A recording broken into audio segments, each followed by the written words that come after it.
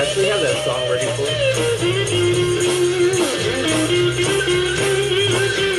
On KXST 100.5 FM, 840 AM, streaming live on KXST.com.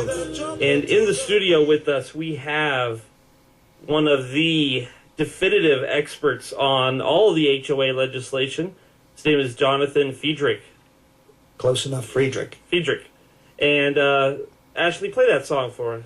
Or not our, yeah.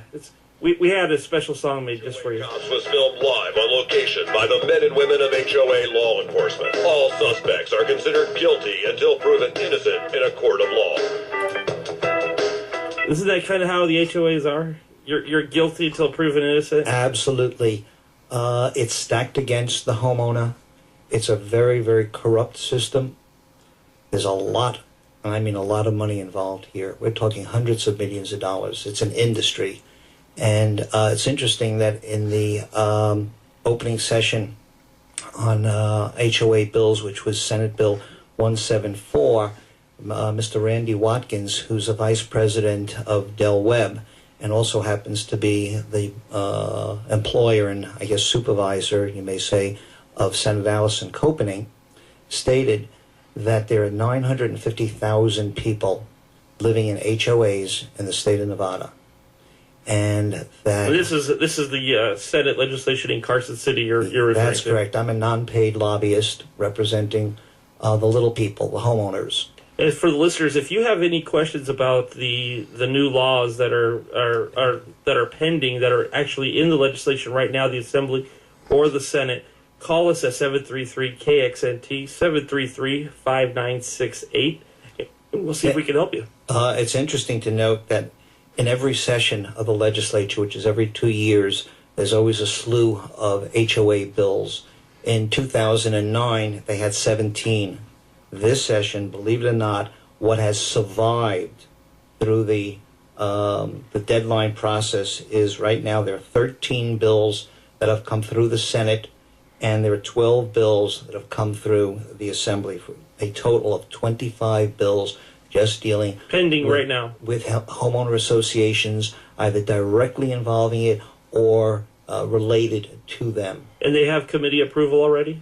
On the 13 that have gone through the Senate, yes, and 12 through the Assembly. Some of them have approval in both houses, but there has been a lot of what I consider anti-friendly homeowner legislation that has been brought forth by one state senator, and that's Allison Copening, who works for the industry.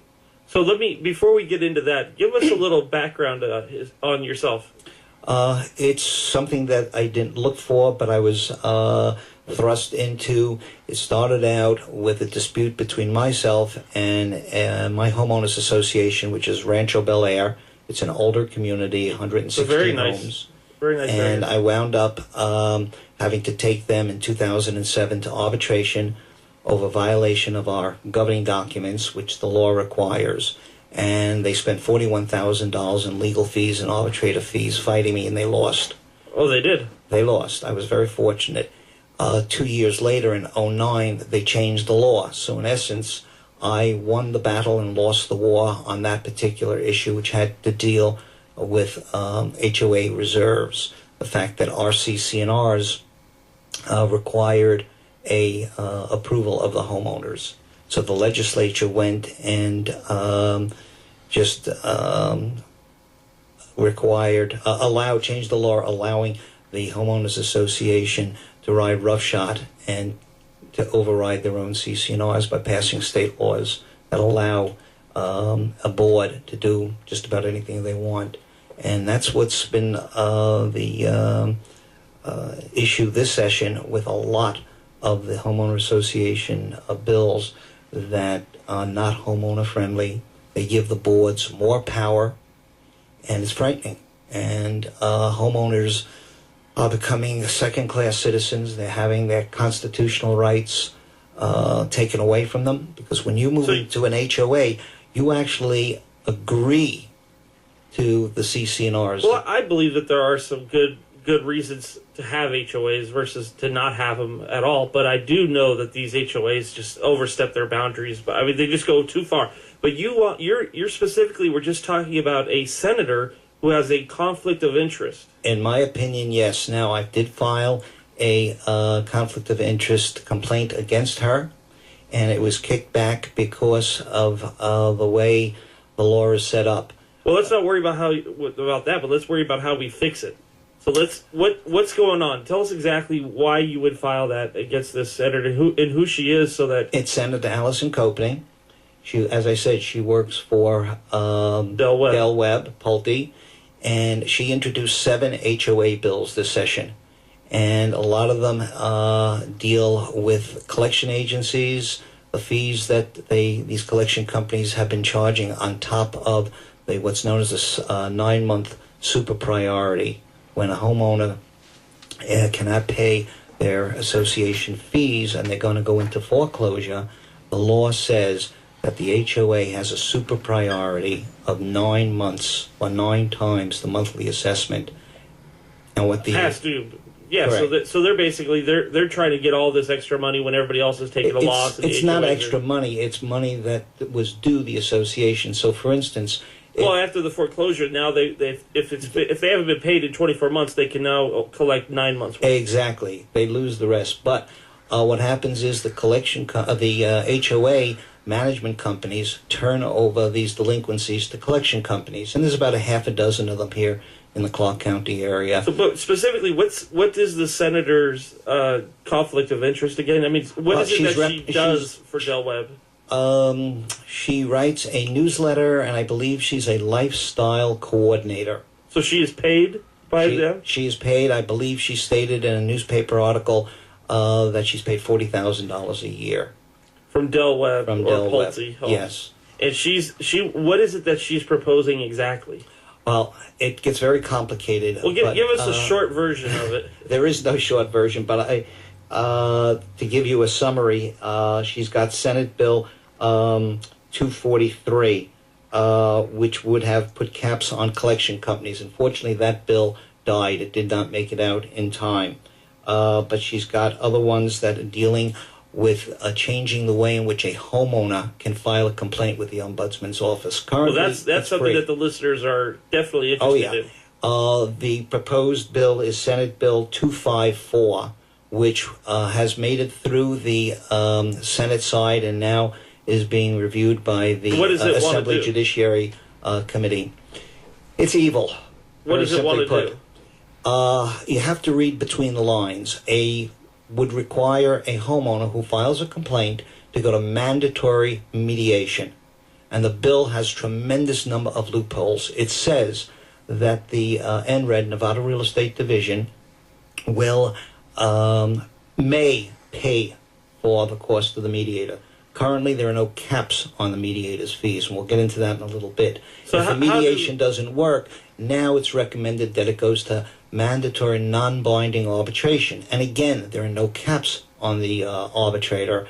And I've got examples of arbitrators charging upwards of almost $11,000 for homeowner disputes. Yeah, it gets to be outrageous, kind of ridiculous. There's no cap, and interestingly enough, the Nevada Supreme Court has a Rule 24, that says any case that goes to arbitration through the district courts, there's a limit on the arbitrator of $1,000. And yet the 18 arbitrators / mediators that the NRED, Nevada Real Estate Division, has on a contract basis, they're uncontrolled. They can charge anything. They're on an hourly basis, and their fees, I've seen them anywhere from as little as $500 up to $23,000. Where can one go to see all this stuff themselves and decide how they feel about it? A couple places. I have a website, HOA1234.com, or they can go on to the Nevada Real Estate Division's website. It's tricky to find it. You can Google Nevada Real Estate Division. Well, you have to look under what they call ADR, which stands for Alternative Dispute Resolutions for fiscal year 2010. They do have the Arbitrators Awards, which will show that over 85% of the homeowners lose in arbitration, and they get stuck with not only the outrageous arbitrators' fees, but the HOA attorney's fees.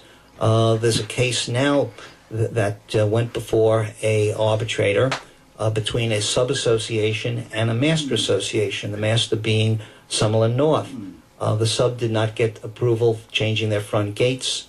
The arbitrator charged them almost $11,000 and socked them for $21,000 in the master association's legal fees. Wow. Hey, Gil, you're on Steve Norton Live. Thank you.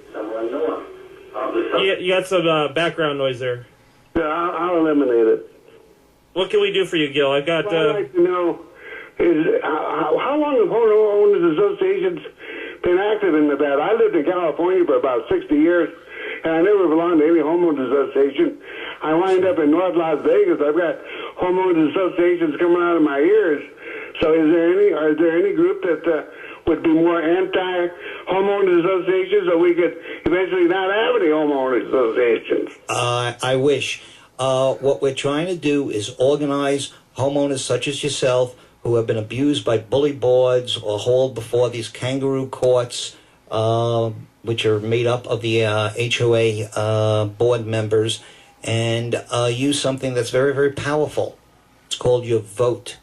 And what we're going to be doing is tracking very carefully. This is what everyone needs to do. We need to start stepping up and taking our government back and using our power of our vote. Thank you for your call, Gil.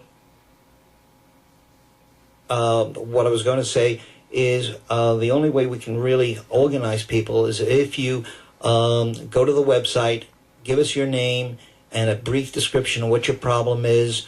It will take some time to get back to you. We'll put you on our email list, and we will let you know who the senators and assemblymen who have been sticking up for homeowners.